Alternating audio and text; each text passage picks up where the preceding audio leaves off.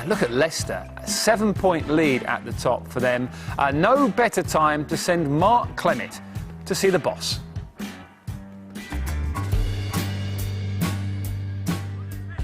Have you had many moments in your career that have gone as according to plan as things are here this season? At the outset, a lot of people wanted to talk about the end of last year and the second half of last season, where we were in a strong position just after Christmas and fell away in terms of form. And then we had the difficult experience of being knocked out in a pretty cruel fashion in the playoffs. Almunia saves it, and again, Cassetti clears. Hogg is there, heads it down. Dean is there.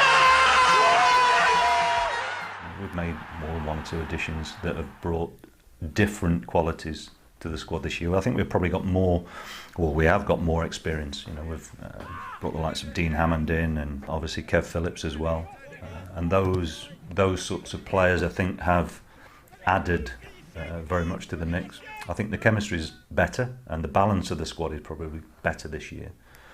And the players who experienced what they did last year, I think, want or should be enjoying the season. Did you have to think about yourself and whether you were ready to go again at this club? Yeah, I always do. I always do. Every year I do exactly the same thing. You have to be honest enough to decide where you're at yourself and how you want to move forward. And I think that's a normal, reflective process that people go through. I think ultimately, for a manager like myself, you know, an English manager, the best chance you've got of managing in the Premier League is to take a side up. The club's moved forward significantly, and there's an awful lot of progress in terms of the infrastructure of the club and how the club is better suited to deal with whatever comes in the future. So we have owners who have been very supportive of me.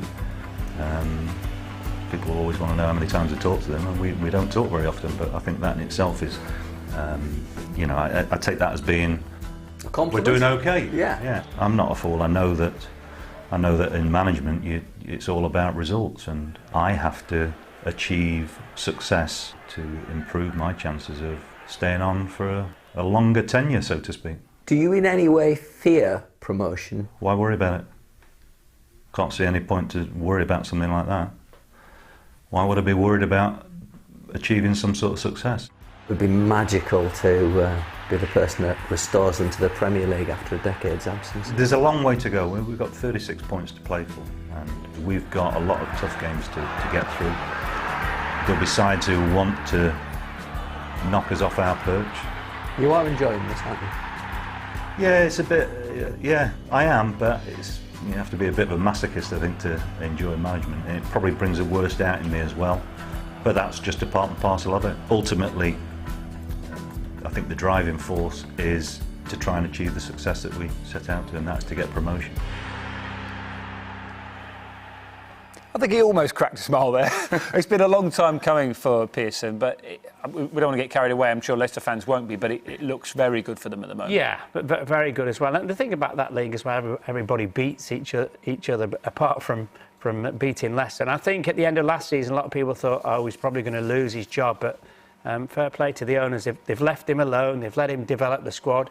And at the moment, they're reaping the rewards, but they will be promoted. We had a look at the table before the show, and you made the point that the top 6 managers in the Championship are all British. And Pearson makes an interesting, well, almost a criticism, really. He says the only way to get to be a British manager in the Premier League is to actually take a club in there, because nobody appoints British managers. It's a shame, but it certainly appears that way. Then what you need to do, the next step, is actually to get into the Premier League and perform at a good level, which is hard because you're going to be at a club that, you know, everyone expects them just to stave off relegation. And now we're seeing, you know, if you're not doing well by Christmas, you get replaced and the new manager comes in.